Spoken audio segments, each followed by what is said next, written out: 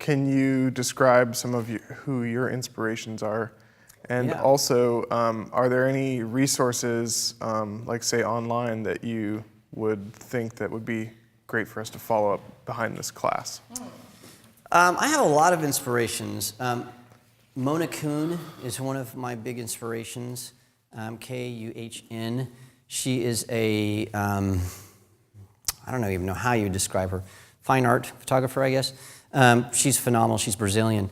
There's a guy named Andrei Bichnik, I cannot pronounce his name. He is in, I don't know, maybe Amsterdam, I'm not sure.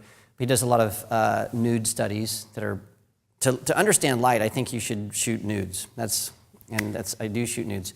But I think that that's a key element to understanding how to shape light. And I'm not talking about like glamour shots and that kind of stuff. I'm talking about fine art nudes that are about shape and form, that type of stuff. So he's one of those people that does a phenomenal job. And I'd actually love to take his workshop. He does one every year, but it's about $10,000. So I can't afford that.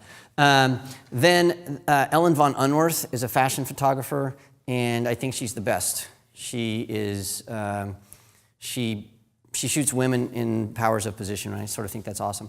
So her work is terrific. Definitely James Nachtwey is potentially my biggest inspiration of all. He's actually a war photographer. He's not a fashion photographer. But James Nachtwey, and I got to meet him once. It was so awesome. For like 2 seconds, I was like, oh my God, it's James Nachtwey. And he's like, okay, thanks, where we go. But watch War Photographer. That is a movie that every photographer should see 1 billion times and study. Brian Peterson, he's on Adorama TV, is a huge inspiration to me. And I'm honored that we get to work together a little bit now, although we've only met one time in our entire lives, but we do all these like remote things now. It's really cool.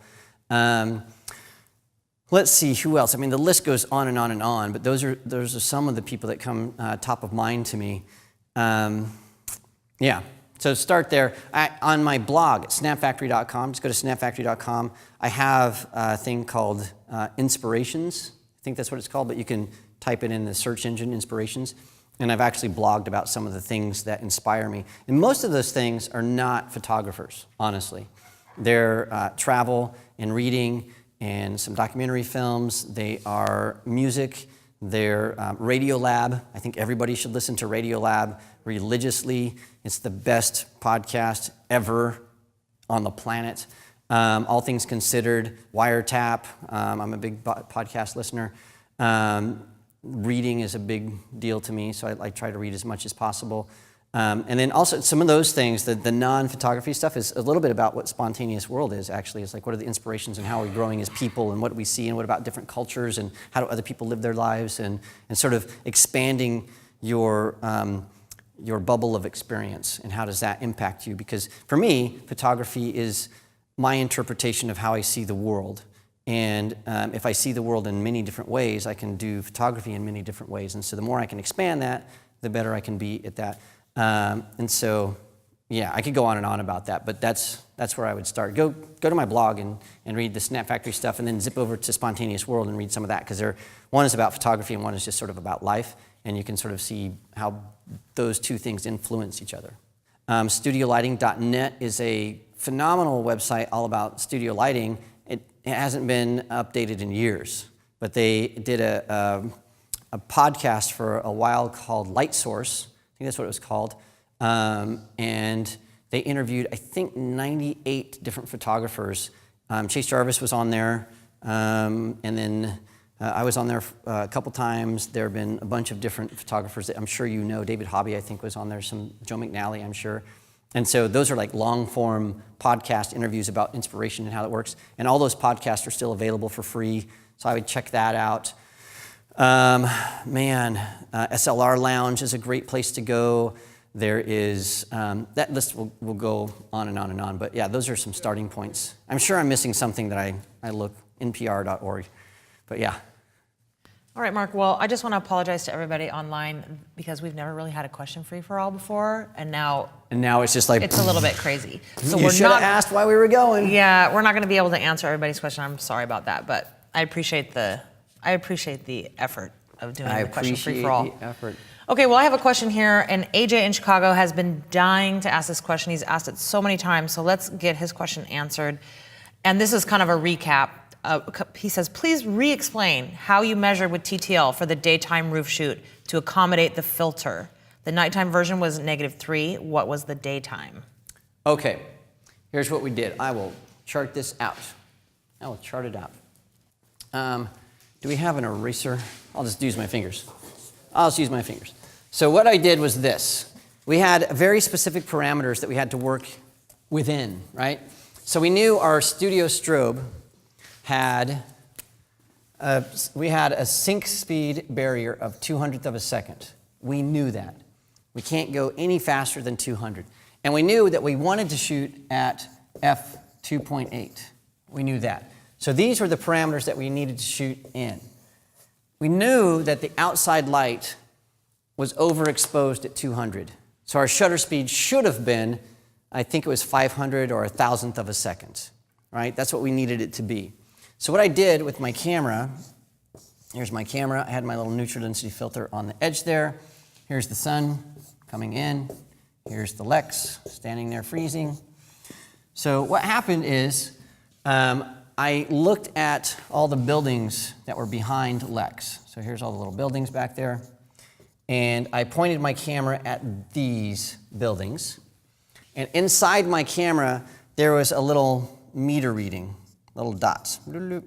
One said 0, which is inaccurate.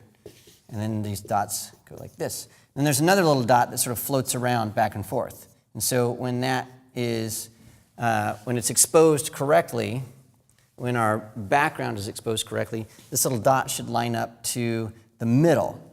And so what was happening is, when I looked through the lens, that little dot was way over here, saying the ambient light is overexposed by 3 stops, something like that. In fact, it was flashing, saying it's more than 3 stops. So what I did was I rotated this neutral density filter, and as I rotated it, this kept going this way. I just kept rotating it until it lined up. When it lined up, that meant that we had darkened the scene enough that it would work with 2.8 and 200. And so what I did is I knew that I had darkened it at least 3 stops, but on the side of my neutral density filter, there's these little marks on there to sort of show from beginning to end. And I knew that it was about a little less than halfway, and a little less than halfway would be 4 stops. And I knew based on my meter that we'd adjusted about 4 stops. So I went to my light meter that we were going to use, and I said to the light meter, hey, adjust by 4 stops. And then I metered the light from my flash. So here's my flash. I metered that light and adjusted it until it said 2.8. And I knew that even though this was actually brighter than 2.8, it needed to be brighter because it still had to pass through this neutral density filter that was going to take the light that was up here, 4 stops more, and it would lower it to match this ambient light. When I wanted to underexpose this, I just kept turning this neutral density filter, and it just kept going down and down and down until it was 3 stops underexposed. And then we just did a compensation for this to say, you know what, now this is whatever it was, 8 stops underexposed, or 9 stops. I think it was 8 stops. And then we did the same calculation, and that worked. And I think actually when we did this calculation, we were using the B1, and the camera made the adjustment for us. We didn't even have to do it. It just did it, which is sort of cool. Thank you for doing that. Sure. I hope, does that clarify? Because, yes? That's good. I got a question from Wendy. Regarding the group photography from yesterday, how would you correct for the fall off you had on the edges? Would you add more lights, or if you didn't have a wall to bounce off of, or how would you meter the two considering the cross light effect? Yeah, so we did have light fall off on the edges. And let's see if I can find that, just so we can show. It was in here somewhere. Yeah, John can look for it. So the answer to that is that the modifier we had was a parabolic or almost parabolic umbrella. And so remember that's saying we want all the light to go straight forward pretty much. And this umbrella was almost parabolic, so it was the light spread wasn't very far. And so what was happening is the majority of the light was falling toward the center of our crowd, and we're having light fall off to the side. So This is a white umbrella. yeah, so if we had a white umbrella, you can see that the majority of light is falling right here on the center, and we're having fall off over here and over here. So the secret to that would be, instead of having light fall off, or having a parabolic umbrella that has light being very directional, is to use a shallower white umbrella where the light was more diffused and going everywhere, and then that would bounce around. And so a different light modifier is what we would need for that. Yeah. All right, and one thing that we haven't touched on, Swanee would like to know about the ring flash and what's its best usage. The ring flash, we didn't bring the ring flash intentionally because, A, it's so expensive to buy one. So we're talking $3,000 for a ring flash, a studio lighting ring flash that's good. I know that there are a few that are less expensive than that, so don't beat me up online for that. But the ones that I'm using are about that much. The other thing, that the reason I didn't bring it is it's a very highly specialized tool. And so what it does is you put this, it's an actual studio strobe in a ring, and you mount it to your camera, and it fits around your camera. And when you shoot, that light goes straight forward. And so it gives you an even more pronounced outline on the body. And this light is used mainly for fashion photography and glamour photography. That's where it's used, and Saturday Night Live.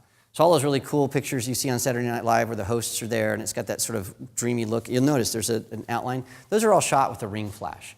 And in my experience, when I am teaching a studio lighting class, we'll break the ring flash out toward the end of the day, because if I break it out at the beginning of the day, nobody wants to shoot with anything else ever again, because everything looks just amazing. And it's like, this is great, but it is great, and it's a lot of fun. The problem is, it's a look that is so stylized and so specialized that the majority of your clients are never going to hire you for that look unless you're shooting fashion or glamour. And so those are the two areas that use that. Now, I've actually modified my ring flash so it doesn't mount exactly on my camera. It actually mounts on a little stand, and you can put something on it called a soft light reflector, and it behaves like a beauty dish. So sometimes when I'm going on location where I have a power outlet and I can bring my pack and the beauty dish, I'll do that because it's smaller to bring that than a bunch of other modifiers. And I can actually use that ring flash as a normal ring flash, or I can use it with the soft light reflector as a beauty dish, and changing the direction of light, it can mimic a softbox bouncing off a wall. It can mimic a beauty dish with that soft light reflector. It can be a hard light, just off camera with no reflector at all, or it can just be a standard beauty dish, a standard ring flash when it's actually on the camera, and so you get a ton of different looks. But the reason we don't use it is it is something that is very expensive to have, the one that sort of has the flexibility that I use. It's the ProPhoto ring flash. And secondly, it's all-consuming. It's like taking a hit of whatever drug. Once you do it, you're like, I never want to do anything else but the ring flash. It's awesome. And people tend to get so fixated on it that they forget all the other stuff. And so we intentionally didn't use it because I didn't want to sidetrack everybody with the, oh my gosh, that's what I want.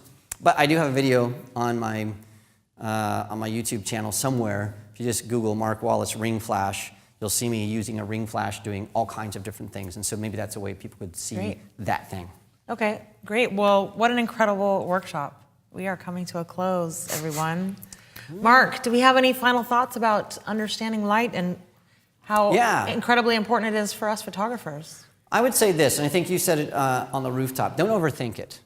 So back to the very beginning of the workshop when I said, hey, I used to assist for Kareem Samsi Basha, and he told me that you have to understand light, and if you don't get it, you'll never get to where you want to be as a photographer, and then said nothing else. He didn't do that to be mean, I just was annoying, I think. But light can be understood, and the language is not that difficult. We have hard light and soft light. We have lights that diffuse. We have lights that focus. We know about the effective size of light and how to use that. And then we know that the direction of light changes our contrast. And we know that color likes soft light that surrounds. We know that black and white likes very hard light that is directional. We know about shape, and we know about form and how that's created using the position of light. There you have it. That's it. So my suggestion to you is to go back to your homes, or do this where you are at home right now. Get one light. Don't start with a bunch of lights. Get one light, one type of modifier, usually just a normal reflector. Don't start with a softbox, because the softbox sort of hides the shadows. And then get a mannequin or a friend or a model and start by adjusting the position of your light. Start there. Just go backlight, side light, front light, low light, high light, this side, that side, and start understanding how the direction of light impacts your photos. Start changing where you stand in relationship to your photo, to see, or your light, to see how that changes the direction of light. And then once you start understanding that, then start changing the modifiers, and just go one by one through those different things. And soon, you will be at Creative Live teaching an Understanding Light course, and I'll be going, I didn't think of that. That's brilliant. So just practice. Take the principles, break them down. Don't try to do all of it at once. Just do one thing. Once you sort of get a good feel for that, then do the next thing. And forget about the rest. Like, that's what we did. In fact, somebody was asking, how come we're not white balancing? Because we're going to forget about that for now. We're just going to focus on this thing, and then do the next thing, and then do the next, and then try maybe a day of all of it at once, and then go to the next thing. But yeah, it's just practice is what you should do.